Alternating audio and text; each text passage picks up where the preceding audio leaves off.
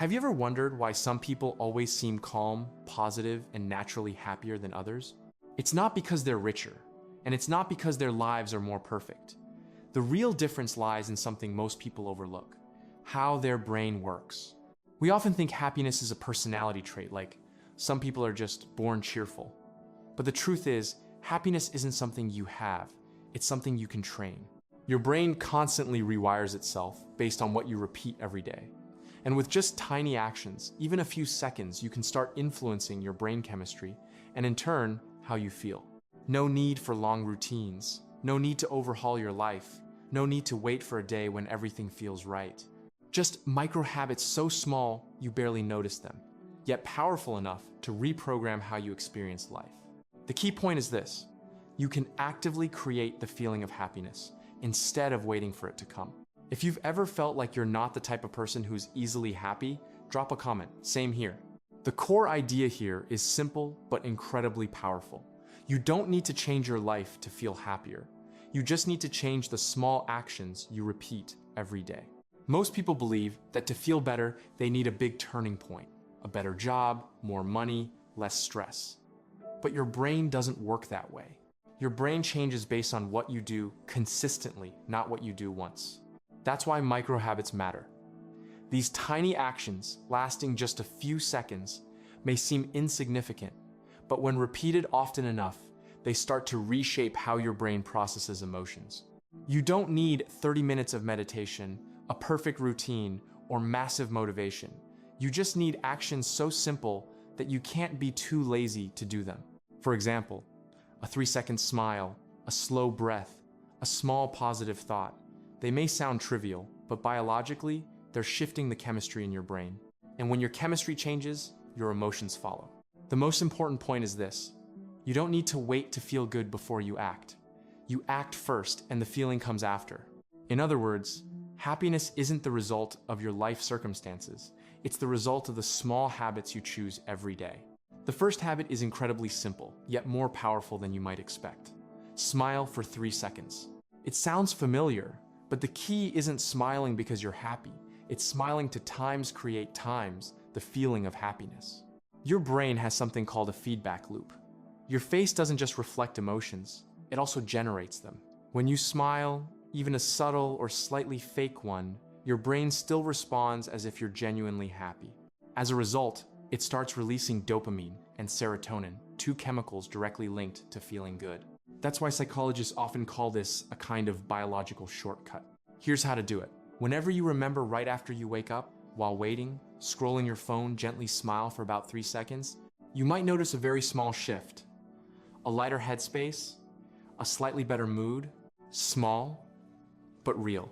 In other words, you don't need a reason to feel happy. You can actually trigger that feeling from the outside in. The second habit helps you reset your emotions almost instantly with just one breath. When you're stressed, your breathing becomes shallow and fast. Your brain interprets this as a signal of danger, which then triggers anxiety, racing thoughts, and muscle tension. But here's the unique part. Breathing is the only system in your body that is both automatic times and times under your control. The method is simple.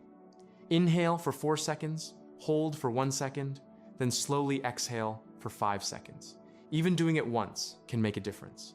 Slower breathing, especially a longer exhale, activates your body's relaxation response, helping to switch off the stress state. The effect is almost immediate. In other words, you don't need to feel calm before you breathe. You just need to breathe the right way, and calmness will follow. The third habit helps you flip your emotional switch instantly. Focus on one good thing. Your brain has something called a negativity bias, meaning it naturally prioritizes problems, threats, and negative input. That's why it's so easy to get stuck in negative thoughts, even when your life isn't actually that bad. But you can actively reverse this. The method is incredibly simple. Whenever you notice your mood dropping, pause and think or say out loud one good thing. It doesn't have to be big. It can be something like, I'm still healthy. The weather's nice today. I just had a meal. I'm still trying. What matters isn't the content, it's the act of shifting your attention. When you do this, you are breaking the chain of negative thinking, bringing yourself back to the present moment, triggering feelings of gratitude and a dopamine boost. Just one small thought, but enough to shift your emotional state. In other words, Happiness isn't about having no problems, it's about what you choose to notice in that moment. The fourth habit surprises a lot of people. Simply changing your posture can change how you feel. When you're slouched, shoulders rounded, head down, your brain reads it as a signal of fatigue, pressure, or even defeat. In response, it starts releasing hormones linked to stress and negative emotions. On the other hand, when you sit or stand upright, shoulders open, chest lifted, chin slightly up, you send a completely different signal: confidence, control, and safety. Your brain doesn't distinguish between real confidence and a posture that mimics it. It responds to the signals from your body. Here's how to do it. Whenever you notice yourself feeling low or tense, adjust your posture for about 10 seconds. Straighten your back, relax your shoulders, and take a deep breath. It's a small shift, but it can create a noticeable difference in how you feel. In other words, you don't need to feel better before you change your posture. You change your posture first, and your emotions will naturally follow.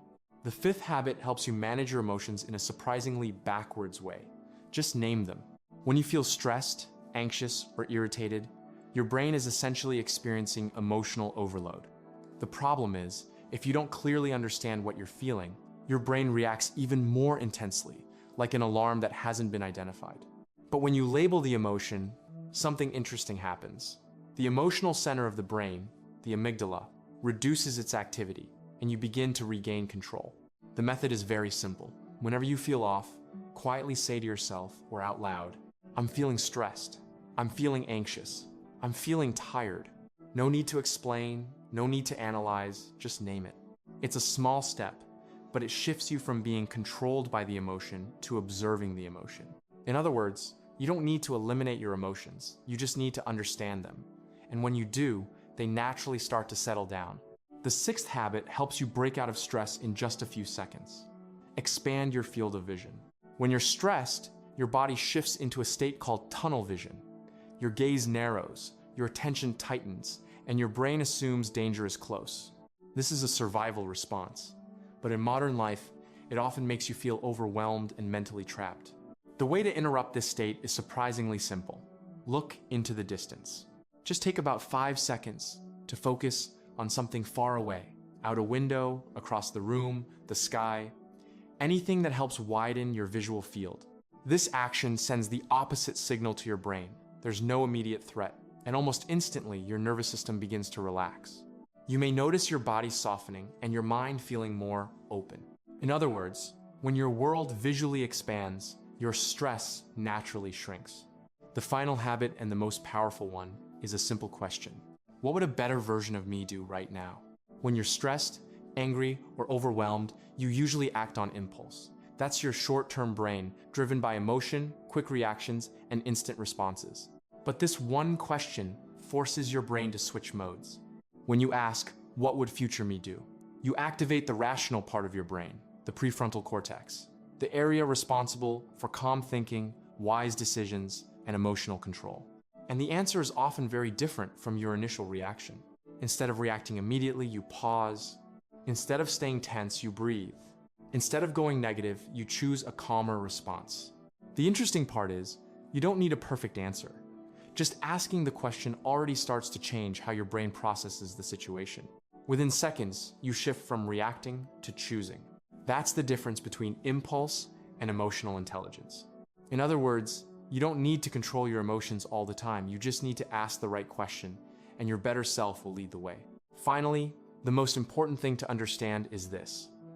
Happiness isn't something you wait for. It's something you create, moment by moment. Most people believe they'll be happy when their job gets better, when they have more money, when life feels less stressful. But the truth is, if your brain isn't trained, even when circumstances improve, your emotions tend to fall back into old patterns. That's why microhabits matter. They don't instantly change your life, but they change how your brain responds to life. And when your response changes, your experience changes with it. Just a few seconds at a time. A smile, a breath, a small positive thought, the right question. These tiny actions are like working out for your brain. Repeat them long enough, and your brain will start choosing more positive states automatically without effort. And the best part is, you can start right now. No preparation, no motivation, no perfection needed. Just pick one small habit and do it today. In other words, happiness isn't far away. It lives in the small actions you often overlook. If you found this helpful, don't forget to like and subscribe for more simple but powerful tips like this.